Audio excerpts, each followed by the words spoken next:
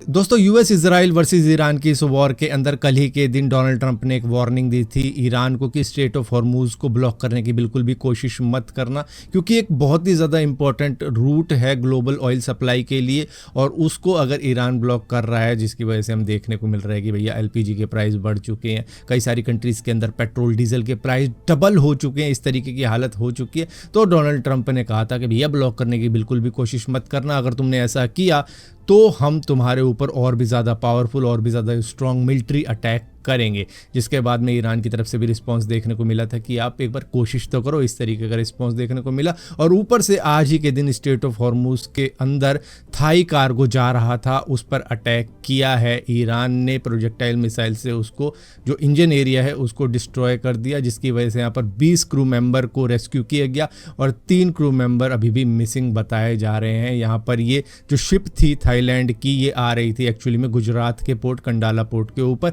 लेकिन इस पे मिसाइल से अटैक करके इसको डिस्ट्रॉय कर दिया गया। अब यहाँ पर आप सोचोगे कि इन्होंने थाईलैंड की शिप पर अटैक क्यों किया, स्पेशली जो कि इंडिया की तरफ बढ़ रहा था। दरअसल ईरान की स्ट्रेटजी सिंपल है कि वो झुकने वाला है नहीं यूएस के आगे, तो उसकी वजह से वो यूएस के ऊपर प्रेशर बनाने के लिए जो ये शिपिंग रूट है, जो कि सारी दुनिया के लिए काफ़ी ज़्यादा इंपॉर्टेंट हो जाता है, उसको टारगेट कर रहा है, उसको डिस्टर्ब करने की कोशिश कर रहा है, जिसकी वजह से सारी दुनिया के अंदर जिस तरीके से पेट्रोल डीजल के प्राइस डबल होते जा रहे हैं, तो और कंट्रीज़ को भी चिंता हो रही है कि यार इस तरीके से तो काफ़ी ज़्यादा दिक्कत हो जाएगी। तो यूएस से बात करते हैं कि भैया इस वॉर को रुकवा दो, बंद कर दो, वरना पेट्रोल के प्राइस डबल नहीं ट्रिपल भी हो सकते हैं और शायद 4x भी हो सकते हैं। तो ये दिक्कतें हो जाएंगी हमारे लिए, तो आपको कुछ करना पड़ेगा, इस वॉर को यहीं रोक दो। तो इस तरीके से प्रेशर बना रहा है ईरान यूएस और इजराइल के ऊपर उस रूट को ब्लॉक करके। दोस्तों, एलपीजी की शॉर्टेज का इफेक्ट अब पूरे इंडिया के अंदर देखने को मिल रहा है, जहां पर इस सिलेंडरों की लाइनें लग रही हैं, लोग कई कई घंटों के लिए सिलेंडर लेके खड़े हुए हैं ताकि दूसरा सिलेंडर उनको मिल सके। इसी के साथ साथ आईआरसीटीसी ने भी कहा है कि अब माइक्रोवेव और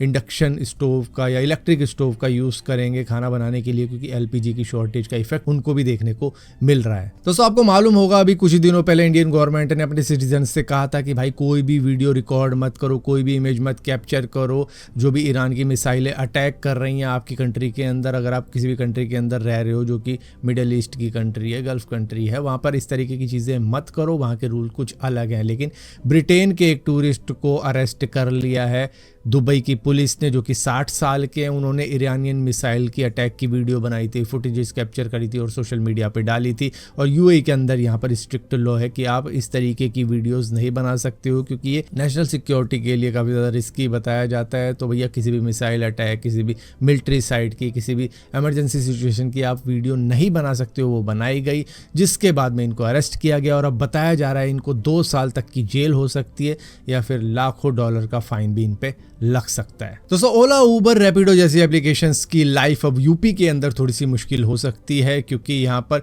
यूपी गवर्नमेंट चाह रही है कि लाइसेंस और रजिस्ट्रेशन लेना पड़ेगा इस तरीके की एप्लीकेशंस को इस स्टेट के अंदर कार चलाने के लिए, अपनी एप्लीकेशंस को ऑपरेट करने के लिए। यहाँ तक कि ड्राइवर का पुलिस वेरिफिकेशन भी होगा, मेडिकल टेस्ट भी मैंडेटरी रखा गया है, व्हीकल का फिटनेस सर्टिफिकेट भी देखा जाएगा कि वो फिट है या नहीं है। और इसी के साथ साथ कंपनी को एक एप्लीकेशन की फ़ी के लिए 25,000 रुपये देने पड़ सकते हैं और लार्ज फ्लीट के लिए 5 लाख रुपये की फ़ी भी देनी पड़ सकती है। और ये लाइसेंस 5 साल के लिए ही वैलिड रहेगा। यहाँ पर कहा जा रहा है कि पैसेंजर की सेफ्टी को इम्प्रूव करने के लिए, ड्राइवर वेरिफिकेशन को इम्प्रूव करने के लिए किया गया है कि मतलब पता लगे, कई बार होता है ना कि ड्राइवर कोई और होता है और गाड़ी किसी के और के नाम पे होती है, इस तरीके की चीज़ें हो रही होती हैं, मतलब उस कार के साथ में कोई और रजिस्टर करवा रखा होता है लेकिन चला कोई और रहा होता है। तो इस तरीके की चीज़ों को रोकने के लिए ये की जा रही है ताकि पैसेंजर की सेफ्टी बढ़ाई जा सके। लेकिन यहाँ पर जो ड्राइवर चलाते हैं ओला, उबर, रैपिडो यूपी के अंदर, उनके लिए थोड़ा सा मुश्किल टास्क हो सकता है, क्योंकि अब डॉक्यूमेंट वेरिफिकेशन करवानी पड़ेगी, पुलिस वेरिफिकेशन करवानी पड़ेगी, मेडिकल टेस्ट करवाना पड़ेगा। और ये जिस तरीके से होता है, मतलब ले दे के ही होता है ज़्यादातर चीज़ों में, वरना फंसा देते हैं कहीं भी, यहाँ दिक्कत आ रही है, वहाँ दिक्कत आ रही है, वो लेके आओ, ये लेके आओ, तो मतलब मुश्किल हो जाएगी इससे ओला, उबर, रैपिडो चलाने वाले ड्राइवर्स की लाइफ की। उनको एक एक्स्ट्रा काम दे रहे हो और उनका और भी पैसा खर्च होगा इस तरीके की चीज़ों को अप्रूवल लेने के लिए, वेरीफाई करवाने के लिए। लेकिन हाँ, पैसेंजर की सेफ्टी के लिए तो ये फिर भी ठीक है। लेकिन हाँ, अगर ओला, उबर, रैपिडो ही अपनी तरफ से ये सारा काम इन ड्राइवर्स के लिए करवा देता है तो आई थिंक वो थोड़ा सा फिर हैसल फ्री हो जाएगा उन लोगों के लिए जो कि ओला उबर रैपिडो चलाते हैं या अपनी कार इन्होंने रजिस्टर करवा रखी है इन एप्लीकेशंस के साथ में कमाने खाने के लिए। वहीं पर दोस्तों एक्स के ऊपर जो आप ग्रुप का यूज़ करते हो वो अब इतना ज़्यादा कर चुके हैं लोग कि ग्रुप भी पागल हो गया है और एक्स ने डिसाइड किया है कि ग्रुप अब सिर्फ प्रीमियम यूज़र्स के लिए ही अवेलेबल रहेगा। जहाँ पर लोग पूछते हैं ना क्या ये वीडियो असली है, क्या ये वीडियो नकली है, ग्रुप से पूछते हैं ये सारी बातें। तो अब अगर आप प्रीमियम यूज़र होंगे, आपने सब्सक्रिप्शन ले रखा होगा ग्रुप का, तो ही अब उसका जवाब आपको मिल पाएगा। वो आपके लिए सर्च तभी करेगा अगर आपने पैसा दिया है उसको। इसी के साथ साथ पैसे देने की बात हो रही है तो भैया नोएडा से एक महिला दिल्ली की तरफ आई जिसने पैसा ही नहीं दिया उस कैब ड्राइवर को जिसकी टैक्सी में बैठ के ये आई थी और 600 रुपये बनता था और एसी चलवा के आई थी, लेकिन फिर भी इन्होंने पैसा पे नहीं किया, जिसके बाद में कुछ इस तरीके का रोड पे बवाल देखने को मिल गया कि कैब ड्राइवर ने पुलिस बुलाई कि भैया जब तक पुलिस नहीं आती है तब तक मैं मैडम का बैग नहीं छोड़ूंगा। मैडम ने किसी तरीके से बैग छुड़वा के जाने की कोशिश करी तो उन्होंने फ़ोन ले लिया कि नहीं मैडम 600 रुपये तो देने पड़ेंगे वरना मैं जाने नहीं दूंगा। ये मैडम है, ये नोएडा से इस कैब ड्राइवर के साथ आई हैं और ये पैसे नहीं दे रही हैं, 600 रुपये।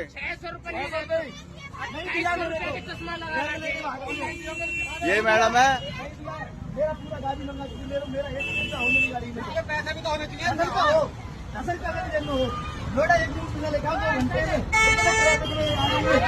फिर भाग रही हो, पैसा नहीं दे रही, भाग रही है। बैग जा छोड़ूंगा, पहले पुलिस आई यहाँ पे।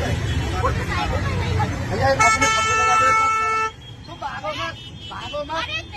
नहीं दिए आपके पास कोई कह रहे मेरे शरीर में पैसे नहीं है, पूरा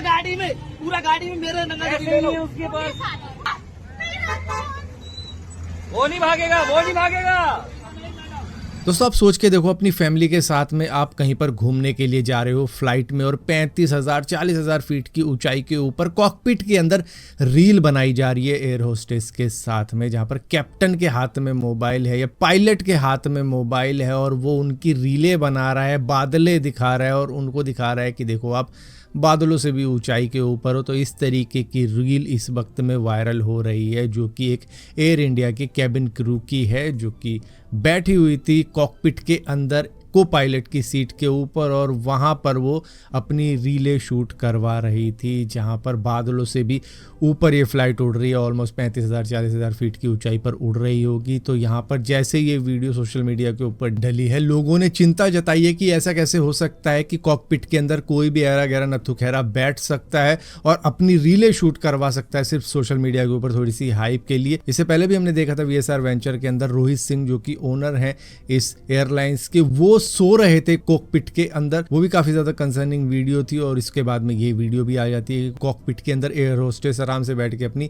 रीले शूट करवा रही होती हैं, जिसके बाद में एयर इंडिया ने माफ़ी भी मांगी है इसके ऊपर और कंसर्न जताया है और ये कहा है कि भैया हम इन्वेस्टिगेशन करेंगे कौन इसके अंदर शामिल था कौन नहीं था। तो यहाँ पर इन्वेस्टिगेशन के अंदर देखा जाएगा क्या ये रील असली है नकली है, एडिटेड है, कैसी है, कॉकपिट के अंदर इनको एंट्री कैसे मिल गई, क्योंकि काफ़ी ज़्यादा स्ट्रिक्ट रूल होते हैं कॉकपिट के अंदर, ऐसे ही कोई भी नहीं घुस सकता है आराम से। और उसके अंदर अगर फ्लाइट क्रूज मोड के ऊपर भी है तब भी वहाँ पर किसी को एंट्री इस तरीके से नहीं दी जा सकती कि उस को पायलट की सीट के ऊपर बैठ जाए। तो यहाँ पर इंटरनल इन्वेस्टिगेशन तो चल रही है लेकिन बताया ये जा रहा है कि इस एयर होस्टेस ने बहुत पहले ही जॉब छोड़ दी है, जिसकी वजह से अगर इनके ऊपर कार्रवाई होती भी तो शायद इनको जॉब से निकाल दिया जाता, लेकिन वो ऑलरेडी जॉब छोड़ चुकी है। अब इसी के बाद में देखो एक और खबर आ रही है कि air India express flight Hyderabad से थाईलैंड जा रही थी, जहां पर फुकेट के अंदर उनकी हार्ड लैंडिंग हुई है। मतलब जो सॉफ्ट लैंडिंग चाहिए होती है पैसेंजर फ्लाइट के अंदर वो नहीं हुई है, ये हार्ड लैंडिंग हुई है और बताया जा रहा है कि भैया लैंडिंग गियर में कोई दिक्कत आई थी जिसकी वजह से ये सब हुआ है। लेकिन वही बात है, मतलब कॉकपिट के अंदर कैसे कोई बैठ सकता है सिवाय पायलट के। दोस्तों सुप्रीम कोर्ट ऑफ इंडिया ने बहुत ही हिस्टोरिकल जजमेंट दिए हरीश राणा केस के अंदर। दरअसल यूपी के गाजियाबाद के 31-32 साल के लड़के हैं हरीश राणा, जो कि 2013 में अपने हॉस्टल के 4th फ्लोर से नीचे गिर गए थे, जिसकी वजह से सीवियर ब्रेन इंजरी हुई इनको और ये उसी वक्त से कोमा के अंदर है। ऑलमोस्ट 13 साल हो चुके हैं इनको कोमा में अपना जीवन बिताते हुए। ये 18-19 साल के रहे होंगे उस वक्त में। तो अब सुप्रीम कोर्ट ने ये परमिशन दी है क्योंकि इनकी कोई रिकवरी नहीं हो सकती। डॉक्टर ने बताया कि लाइफ टाइम ऐसे ही जिएंगे इस लाइफ सपोर्ट मशीन के सहारे और ये कोमा में ही रहने वाले हैं। तो यहाँ पर सुप्रीम कोर्ट ने कहा है इस लाइफ सपोर्ट को रिमूव करने की परमिशन है डॉक्टर को, वो लाइफ सपोर्ट हटा सकते हैं ताकि हरीश राणा को पैसिव यूथनेशिया दिया जा सके। हालांकि ये डायरेक्ट इंजेक्शन से दिया जाता है, जिसको भी मतलब इच्छा मृत्यु वाली एक चीज़ होती है। एक इंजेक्शन दे दिया उसके बाद में ऑटोमेटिकली कुछ घंटे जिएगा और वो दुनिया छोड़कर चला जाएगा। तो यहाँ पर इस वक्त में ये वेंटिलेटर के सहारे, फीड ट्यूब के सहारे और लाइफ सपोर्ट मशीन के सहारे ही जी रहे हैं और रिकवरी का कोई भी स्कोप नहीं है। ये डॉक्टर ने ऑलरेडी ही कह दिया है, जिसकी वजह से right to die with dignity के राइट के सहारे इनको कहा गया है सुप्रीम कोर्ट के द्वारा कि भैया इनकी जो लाइफ सपोर्ट वगैरह है ये आप हटा दो। अब ये सुन के बात मुझे भी थोड़ा सा मतलब दुख हुआ था कि कैसे किसी का जीवन इस तरीके से लिया जा सकता है। अगर वो चलो मशीन के सहारे ही जिंदा है तो जीने दिया जाना चाहिए, लेकिन खुद इनके पेरेंट्स ने कहा है, क्योंकि डॉक्टर ने कह रखा है कि ये कभी भी रिकवर हो ही नहीं पाएंगे, ये पूरी ज़िंदगी भर कोमा में रहेंगे, तो फिर इनको विदाई दे देनी चाहिए लाइफ सपोर्ट हटा के। तो वो कोर्ट में गए थे और सुप्रीम कोर्ट ने जजमेंट दे दी है कि ठीक है ये लाइफ सपोर्ट हटा दीजिए, क्योंकि ये रिकवर कर ही नहीं पाएंगे और हमेशा बेड पे ही ऐसे ही रहेंगे।